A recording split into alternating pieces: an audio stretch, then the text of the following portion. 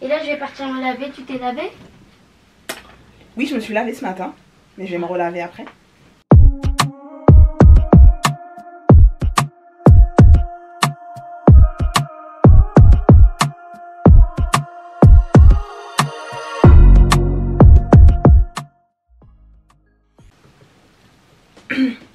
Honnêtement, mon avis sur Abidjan, à faire et à refaire sans aucune modération. Quand je dis aucune, c'est vraiment aucune. Si vous voulez la paix, la tranquillité de votre corps et de votre esprit, la joie de vivre, Babi, sans aucune hésitation. Franchement, c'était trop bien. C'était trop bien. Pour une personne qui n'y est pas retournée depuis beaucoup trop d'années, honnêtement, beaucoup trop d'années. J'ai trouvé que c'était beaucoup trop court, alors que je suis quand même partie 3 semaines. Mais ce pourquoi? Parce que vu que je suis ivoirienne, j'ai ma famille là-bas. Donc déjà quand t'arrives là-bas, j'étais obligée d'aller en premier dire bonjour à tous les membres de ma famille. Et ça m'a pris toute une semaine. Du coup, mes vraies vacances, elles ont commencé après ça. Donc au final, j'ai eu que 2 vraies semaines de vacances. Une fois qu'on a passé l'étape du où on se loge, comment on se déplace, comment on change notre argent, etc. etc. Honnêtement, ça va. Juste un truc quand même, j'ai trouvé, c'est que autant j'aimais beaucoup prendre les taxis, bleus et rouges notamment, autant faut savoir que Uber, Hitch et je sais plus quoi d'autre fonctionne là-bas. Waz également fonctionne là-bas et plutôt très bien même. Donc moi personnellement, quand je... Pourquoi j'arrive pas à me décider entre le si et le quand? Quand en fait. Quand je vais y retourner, je vais conduire. Je vais conduire parce que à la base j'avais prévu de conduire, mais j'étais pas sûre de moi parce que je savais pas comment était la circulation là-bas. Et honnêtement, je savais pas que en prenant une puce locale et en rechargeant, ma recharge elle allait durer aussi longtemps. Donc franchement c'était une bonne surprise parce que en fait j'utilisais mon téléphone comme je l'aurais utilisé ici. Alors qu'il y a des pays, quand tu recharges, tu es obligé de retirer, de remettre. Après je sais qu'il y en a beaucoup, il y a beaucoup d'Ivoiriens qui le font aussi, hein, qui se déconnectent, qui se reconnectent. Mais moi je le faisais pas. Et j'ai passé mon séjour comme ça tranquille. Donc je pense que j'aurais pu aussi utiliser Waz sans me soucier de la connexion qui descend ou pas. Pour le logement, on était à Yopougon, qui est la commune la plus peuplée, qui n'est pas forcément la mieux entretenue. Mais en fait, on s'est retrouvés là-bas un peu à la dernière minute. C'était pas notre choix de base. Mais ça, les gars, c'est une histoire tellement longue qu'à ce stade, je crois que je devrais même en faire un story time. Tellement c'est rocambolesque et haut en couleur. Donc voilà. Donc on s'est retrouvés là-bas. Mais au final, franchement, c'est une commune. Je comprends pourquoi les gens ils l'aiment en fait. Genre les gens là-bas ils sont trop drôles. Ils sont trop drôles. Ils sont je m'en foutiste de tout. Ils sont chill. Voilà, après faut pas avoir peur de vivre dans une commune qui n'est pas aussi développée que les autres ailleurs. La Côte d'Ivoire est un pays gigantesque. Mais quand je dis gigantesque, c'est... vous savez ce truc où on dit que l'Afrique a été rétrécie sur la carte du monde pour être kiff-kiff avec les autres continents? Et ben je comprends totalement pourquoi.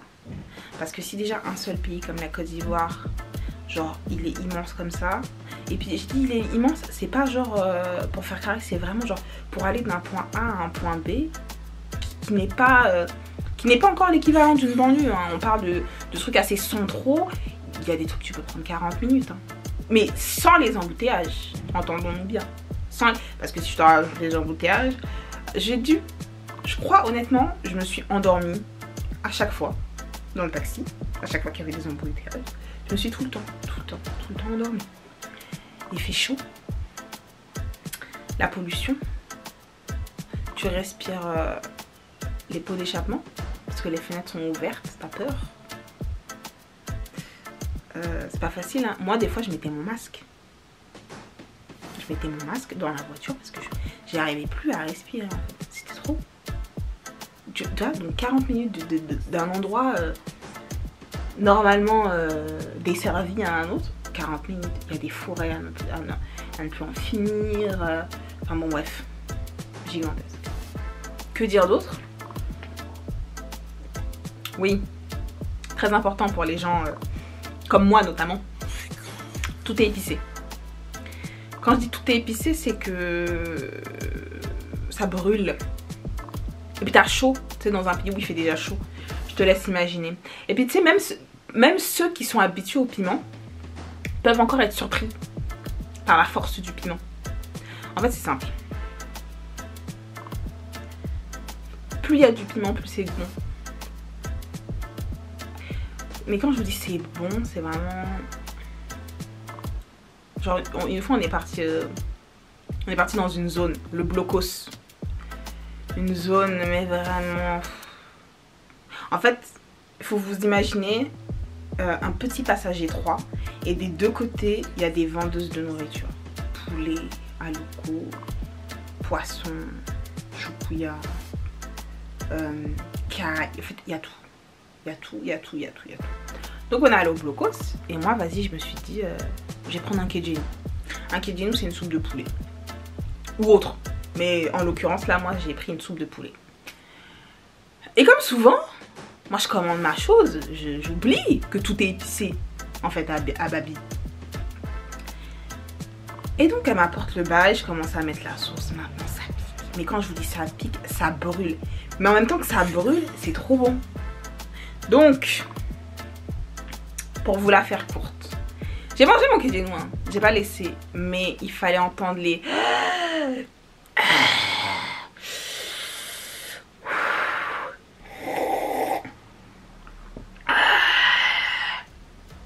que j'ai fait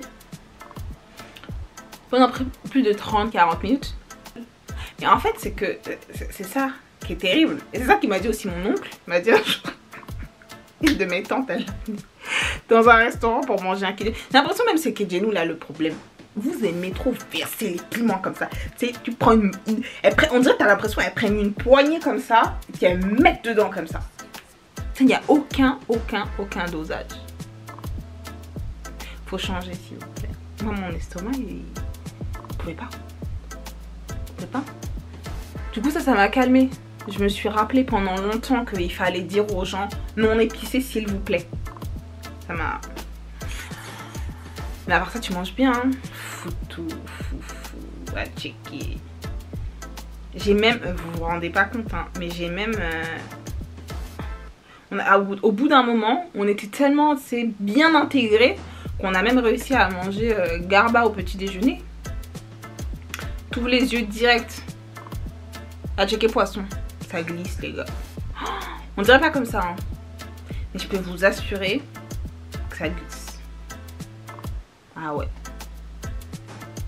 C'est le réceptionniste de l'hôtel qui m'a conseillé. Il m'a dit vous inquiétez pas. Vous inquiétez pas. Et bien, je me suis pas inquiétée. Ce que j'ai préféré en Côte d'Ivoire, honnêtement, juste l'ambiance, l'atmosphère. C'est genre les chauffeurs de taxi, ils ont assuré le show de mon séjour. Ils sont exceptionnels. Quand je vous dis exceptionnels, ils sont exceptionnels. Il y en a même un carrément une fois il venait de commencer hein. Il venait de commencer sa journée. Je l'ai arrêté. Je lui ai dit où on allait. On a négocié le prix 3 secondes et demie. Vraiment. On est monté. Et le boug il a appelé toutes ses go en même temps. Une par une. Allô chérie. C'est comment Non je viens de commencer là. Ok. Bon on est après. D'accord. Il raccroche. Il en appelle une autre. Allô bébé. Tu es réveillée depuis longtemps? Aïe. Mais pourquoi tu m'as pas appelé? Non, mais quand tu te réveilles, tu dois m'appeler. il raccroche avec celle-là. Il en appelle une autre. Je dis, hein? D'accord. C'est intéressant. Regarde. Si c'est pas lui, c'est tous les autres qui vont se battre entre... Non, les chauffeurs de taxi. Économiquement, c'était moins cher de prendre les taxis bleus. Et quand je dis taxis bleus, c'est parce qu'en fait, les bleus sont ceux de la commune de Yopougon et ils n'ont pas le droit de sortir de Yopougon. Après, à côté, tu as les taxis rouges qui, eux, sont des taxis qui ont le droit de rouler dans toute la Côte d'Ivoire, partout. Mais en gros, si vous voulez, chaque commune de Côte d'Ivoire a ses taxis. Et du coup, eh ben, ils ont une couleur différente. Pour Yopougon, c'était bleu, mais ailleurs, il y en avait des jaunes, encore ailleurs, il y en avait des verts. Et voilà, donc c'est soit bleu et rouge, soit c'est jaune et rouge, ouais. Soit c'est vert et rouge, etc., etc. Et donc prendre le taxi de ta commune, c'est économiquement très très intéressant. Mais le problème, c'est que quand tu connais pas le pays, bah, comme moi, et bah qu'est-ce que tu vas dire aux gars? Parce qu'en plus, à Yopougon particulièrement, il n'y a pas d'adresse. Donc en fait, c'est que des repères. Genre dépose-moi devant la caserne sapeur-pompier. Genre j'avais une tante, elle habitait à côté de la caserne sapeur-pompier. Du coup, quand tu prenais un taxi bleu, tu te disais dépose-moi au feu sapeur-pompier. Et ils connaissent. Nous, quand on habitait en fait à la fin de... En fait, ils ont commencé à faire les routes bitumées. Et au bout d'un moment, ils se sont arrêtés. Je sais pas pourquoi, je sais pas si ça va reprendre ou pas. Mais en gros, ça s'arrête. Et donc, comme ça s'arrête, et bien cette zone-là, ça s'appelle fin goudron. Du coup, quand tu prends le taxi, tu lui dis je vais à fin goudron. Et il t'emmène. Mais le problème, c'est que quand tu connais pas trop la région, bah t'es obligé de prendre... Bah nous, en tout cas, au bout d'un moment, on a été obligé de beaucoup de prendre Yango. Et Yango, c'est... En fait, c'est très intéressant si de base, tu as l'intention de prendre que des taxis rouges. Tu vois, d'être tout seul dans ton taxi. Ah oui, pardon. Parce qu'en fait, la subtilité aussi du taxi par commune, c'est qu'en fait, bah, on les partage. Non, toi, on va te prendre. Sur le chemin, il va voir un ou une autre cliente qui va sur le chemin, il la prend. Ensuite on s'arrête, il la prend, on s'arrête, un tel descend, etc., etc. Alors que le taxi rouge, c'est toi et puis c'est tout. Voilà. Donc, si de base, tu pars du principe que tu veux prendre que un taxi rouge, et bien Yango et le taxi rouge, les prix sont assez kiff-kiff.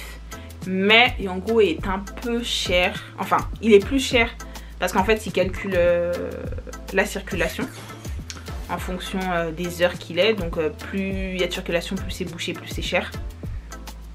Mais tu me diras, les taxis rouges c'est la même chose parce que quand tu veux les prendre à une certaine heure pour aller dans un certain endroit, ils te disent non. Genre par exemple, si t'es... Peu importe où t'es en fait. À partir du moment où t'es en dehors de Yopougon et que tu dis que tu veux y rentrer, la plupart ils veulent pas y aller parce que c'est beaucoup trop bouché. Mais ça c'est un problème de... C'est un problème d'infrastructure de route et vu qu'ils sont en ce moment... Vu qu'ils sont en ce moment même en train de construire des nouveaux ponts, et notamment un échangeur, en fait ça va créer une autre voie pour rentrer et sortir de Yopougon. Et normalement, ça devrait tuer les bouchons qu'il y a à cet endroit précisément. Normalement. Mais plus d'une fois on nous a dit non pour rentrer. Combien de fois on te dit non, on te dit non. Et après, les seuls qui veulent, forcément, ils vont doubler le prix de la course. Mais c'est vraiment le prix à payer. Après sinon en transport ce qui est super intéressant bah, c'est tout ce qui est Wara Wara. Je crois que c'est ça. J'arrive jamais à faire la différence entre le Wara Wara et le Baba. Faut que je demande à ma cousine. Attendez, je vais l'appeler. Enfin bon bref, les petits camions, il y a plusieurs personnes qui rentrent dedans là, c'est un peu l'équivalent du bus. Ça c'est très intéressant parce que c'est 200 francs la plupart du temps. Mais c'est le même prix en fait avec le taxi de ta commune, ça aussi c'est 200 francs. En général. Si tu t'amuses pas à faire des trajets trop compliqués, trop longs, trop machin. Mais après quand tu... Ce qu'ils font beaucoup les Ivoiriens c'est qu'ils décortiquent leur trajet en fait. Ils vont prendre un taxi bleu, après ils vont prendre leur petit bus, après ils vont finir à pied. où ils vont s'avancer pour payer le moins possible, etc. etc. Très débrouillard. Vraiment, c'est un peuple, une population, ils sont hyper débrouillards. Ouais. Il y a une solution à tout, il n'y a aucun problème.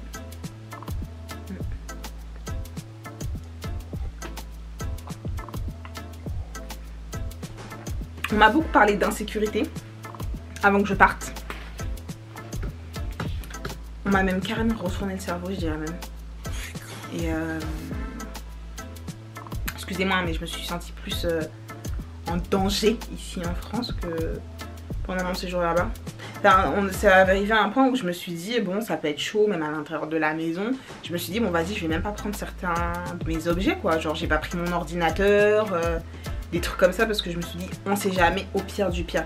Mais excusez-moi, la maison, elle était tellement sécurisée qu'on a laissé James un soir tout seul pour aller en boîte. Et aussi parce qu'il voulait pas aller chez notre tante pour y rester. Il a expressément dit non, je vais rester ici, je vais regarder la télé comme je fais à la maison. Donc on l'a laissé. Donc au final, bon. L'insécurité, moi je l'ai pas vue. Je l'ai pas vue. Après je remets pas en question qu'elle n'existe pas, hein, parce que c'est vraiment un pays où la galère elle est réelle. Tout le monde se cherche. Tout le monde.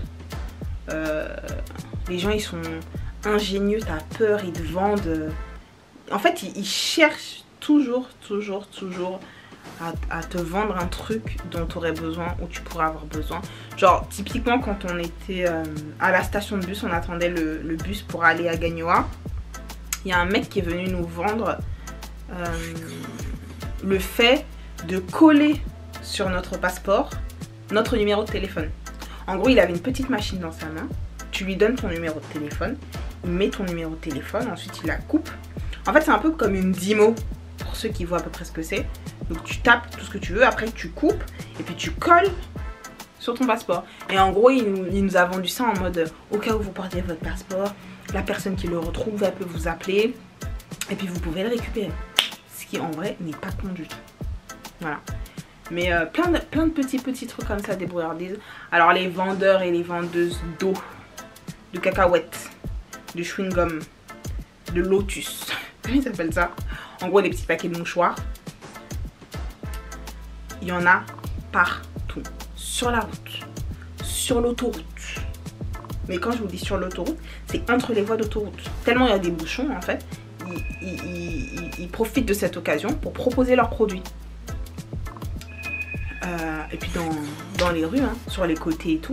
Mais il y a aussi des vendeurs de plaques d'immatriculation, d'essuie-glaces, de coupe-ongles, de pneus, de draps, de tapis, de matelas. C'est que des trucs que j'ai vus, hein, de mes yeux. C'est pas une invention. Qu'est-ce que j'ai vu d'autre? Ah, des sacs. Voilà, grosso modo. Honnêtement, ce qui m'a le plus fait chier au bout d'un moment, c'est que...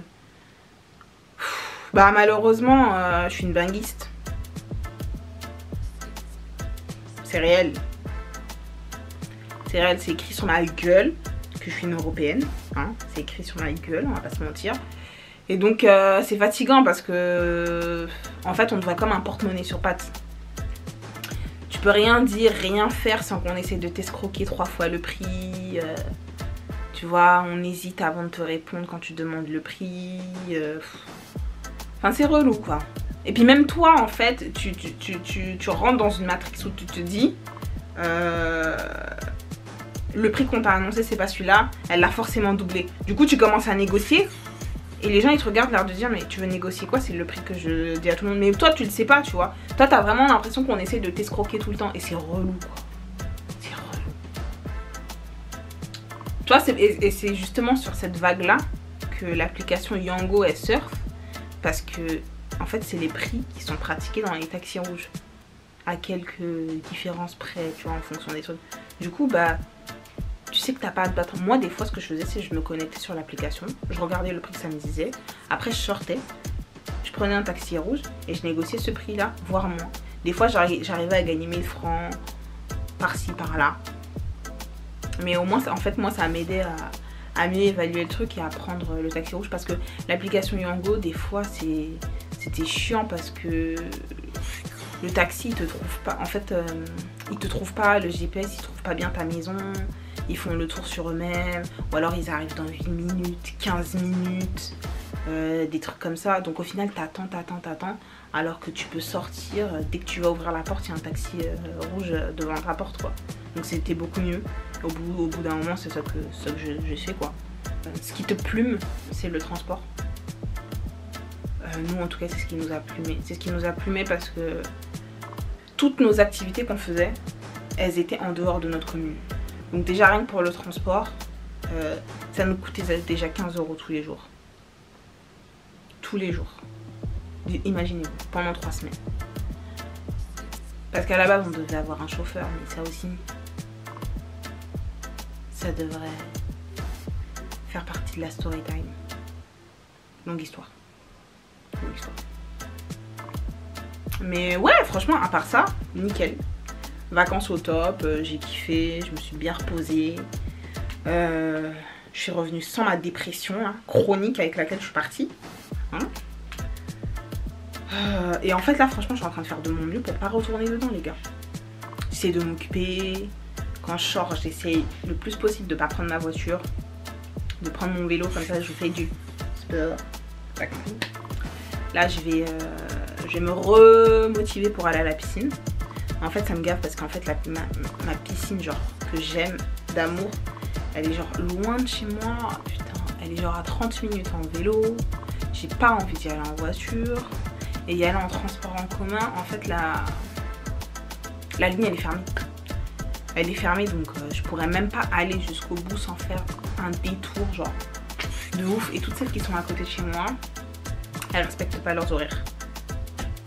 Bref, elles respectent pas leurs horaires et t'arrives devant la piscine, c'est fermé. Tu demandes pourquoi c'est fermé. Manifestation, grève, problème technique. Ils savent même plus quoi inventer. Enfin je sais pas, si vous voulez pas ouvrir la piscine, bah, dites-le qu'elle est fermée définitivement et les gens ils passent à autre chose quoi. Si c'est pas celle-là, c'est l'autre où les horaires c'est genre n'importe quoi, 8h, 9h. D'accord. Et ensuite midi, 16h. D'accord. Enfin, moi j'aime pas le fait que ce soit pas fixe en fait. Je sais pas, moi je trouve les horaires de piscine c'est toujours un peu chelou. Je peux mettre ma tête dans une de tes vidéos? No! S'il te plaît! Tu sors. La dernière fois j'ai mis ma tête dans une de tes vidéos. T'es déjà dans une de mes vidéos. Oui mais au moins je peux montrer mes dessins. Mes dessins.